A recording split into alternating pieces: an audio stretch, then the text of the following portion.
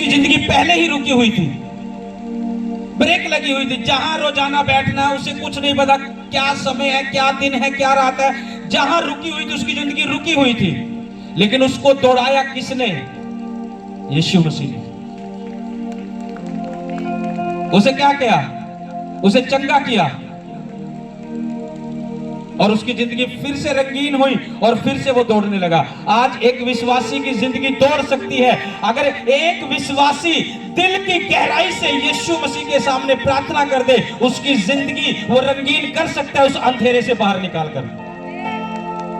वो अंधा भिखारी उसी अंधेरे में था, लेकिन उसने दिल से की प्रार्थना। लोगों ने रोका, पहले उसकी जिंदगी रुक रही थी। जब वो थोड़ा दौड़ने लगा, प्रभु को चिल्लाने लगा, उसकी जिंदगी में पहले ही ब्रेक था। लोग और रोकने लगे, तू मत चिल्ला, बैठ जा। लेकिन वो रुका नहीं, से बोला और जोर से चिल्लाया और दिल की गहराई से प्रार्थना की। मैंने 2 घंटे डेली प्रार्थना की, प्रभु उत्तर क्यों नहीं आ रहा? नहीं आ रहा, रुकावट है। 2 घंटे में नहीं आ रहा, 3 घंटे कर दो प्रार्थना। वो अंधा भिखारी रुका नहीं, चिल्लाया हूं प्रभु मेरे पास से गया, रुका तो है नहीं।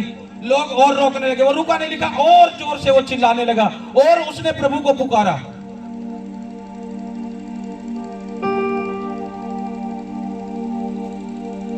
अपने पड़ोसी को बोले कि जो कल्पना परमेश्वर हमारे विषय करता है वो हमारे लिए लाभ की है। उसने बोला एक और जब अंधे भिखारी को यीशु मसीह चंगा करता है, उसके चेले बोलते हैं प्रभु क्या कारण है कि इसने पाप किया कि ये अंधा जन्मा, या इसके माँ बाप ने पाप किया कि अंधा जन्मा है? प्रभु ने क्या बोला उसको? कह रहे ना इसने पाप किया ना इसके माँ बाप ने पाप किया। कह रहे ये इसलिए अंधा जन्मा ताकि परमेश्वर की महिमा इसमें प्रकट हो सके। बहुत बार एक विश्वासी इसलिए दुखी जाता है, बहुत बार विश्वासी इसलिए डाउन में जाता है, बहुत बार विश्वासी इसलिए दिक्कतों में जाता है ताकि परमेश्वर की महिमा प्रकट हो सके। लाजर मरा इसलिए ताकि परमेश्वर की महिमा प्रकट हो सके। लाजर की बहन को भी प्रभु यीशु मसीह ने यही बोला कि मार्था विश्वास कर, तू विश्वास करेगी तो परमेश्वर की महिमा देखेगी। क्योंकि लाजर के ऊपर ये बीमारी उसे मारने के लिए नहीं, परमेश्वर की महिमा के लिए आई है। और परमेश्वर ने 4 दिन से मरे लाजर को भी जीवित करके दिखाया और परमेश्वर की महिमा वहां प्रकट हुई। हो सकता है तुम दुखी चल रहे हो, परेशान चल रहे हो, बीमार चल रहे हो,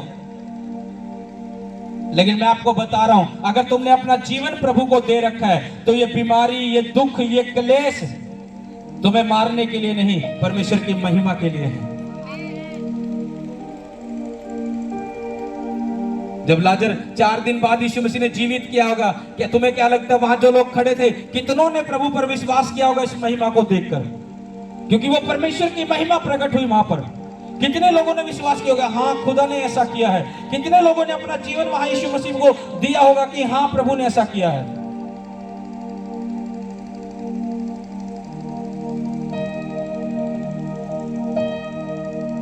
एक बार एक बहन थी, 15-16 साल उसकी मैरिज को हो गए, कोई बच्चा नहीं था उसके पास।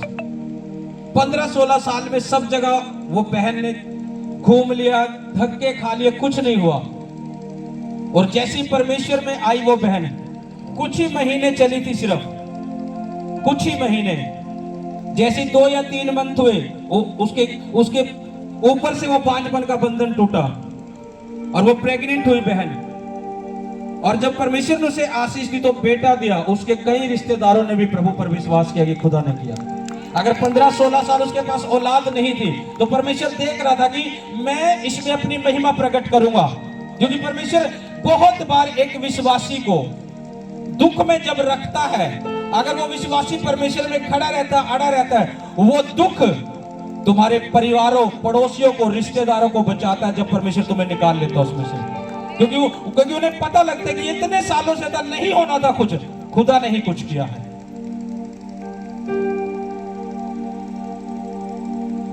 परमेश्वर ने कुछ किया है और बहुत लोग उस समय विश्वास करते हैं। लाजर जब 4 दिन के बाद यीशु मसीह ने उसे जीवित किया तो बहुत लोगों ने वहां विश्वास किया होगा। कुछ भी दुख तुम्हारी लाइफ में वो परमेश्वर की महिमा के लिए है। कुछ भी क्लेश तुम्हारी लाइफ में परमेश्वर की महिमा के लिए, उसे समझो कि परमेश्वर कुछ करना चाहता है। उसने कहा जो कल्पना मैं तुम्हारे विषय में करता हूं उन्हें मैं जानता हूं। अगर मैंने कुछ भी तुम्हें दुख दे रखा है, कुछ भी तुम्हें तकलीफ दे रखे, तो मैं उन्हें जानता हूं। उसने कहा वो हानि की नहीं वरन कुशल की है। और क्या कहता है, अंत में तुम्हारी आशा पूरी होगी। यानी अंत में मैं सब कुछ ठीक कर दूंगा, वो आशा पूरी होगी। अंत में जो तुम्हें चाहिए परमेश्वर वैसा तुम्हें कर देगा। अपने पड़ोसी को बोले कि परमेश्वर तेरे बारे में सब जानता है, उसने जो भी सोच रखा है वो तेरे लिए भला है। उसने जो भी सोच रखा है, ये प्रभु क्या करेगा आज मेरे जीवन में। उसने सिर्फ अपने आप को तैयार रखा। लोगों ने लाख रोका उसे प्रार्थना के लिए, लेकिन वो रुका नहीं, बढ़ता गया प्रभु में। उसे पता था कि आज तो कुछ होगा। बाइबल में जब हम पुराने नियम में देखें, बहुत सी ऐसी जगह थी जिन्हें परमेश्वर के दासों ने श्रापित किया था, और वो आज तक भी वो जगह श्रापित है। एक पहाड़ था जिसपे साउल मरा था, गिलबो का एक पहाड़ था जिसपे साउल मरा था। और जब दाऊद दुखी हुआ था कि साउल मर गया, क्योंकि दाऊद साउल से भी प्रेम रखता था, और जब उसे पता लगा कि साउल मर गया, इस पहाड़ पर मरा है, दाऊद ने दुखी हृदय के साथ, उसके मुंह से वो श्राप निकला था कि उस पहाड़ पर कभी ओस ना पड़े। आज तक भी वो ऐसा है। कितने हजार साल हो गए, आज तक भी वो ऐसा है।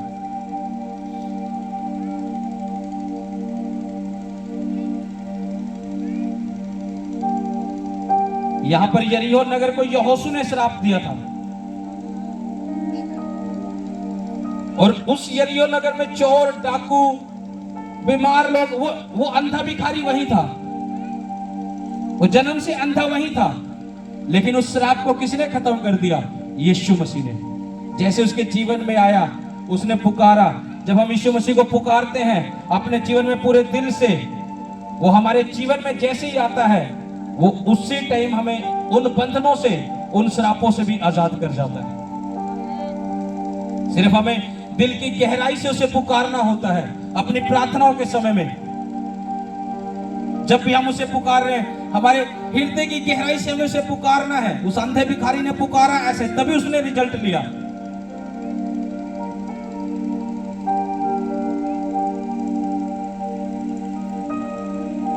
जरूरी नहीं है किसी प्रार्थना को उत्तर परमेश्वर सालों में ही दे, वो अपने फैसले को बदलने वाला भी है। क्योंकि जब हम उससे प्रार्थना करते हैं, उसने नीनवे नगर को बोला था कि मैं नाश कर दूंगा, लेकिन लोगों ने प्रार्थना की, उपवास किए, तो परमेश्वर ने फैसला बदल दिया, उस नगर को नाश नहीं किया। क्योंकि उन्होंने दिल की गहराई से प्रार्थना की थी, उपवास रखा। उन्होंने उपवास रखकर परमेश्वर की दुहाई दी कि परमेश्वर हमें नाश ना कर, हमें बचा ले। परमेश्वर हम तौबा करते हैं, तो परमेश्वर ने फैसला बदला, वो नीनवे नगर बचाया गया। हो सकता है तुम्हारी लाइफ में कुछ दुख चल रहे हो, कुछ परीक्षाएं चल रहे हो। जब तुम खुदा से दिल की गहराई से प्रार्थना करते रहोगे, परमेश्वर फैसले चेंज कर देता है और उन पर अपनी आशीषों को खोल देता है।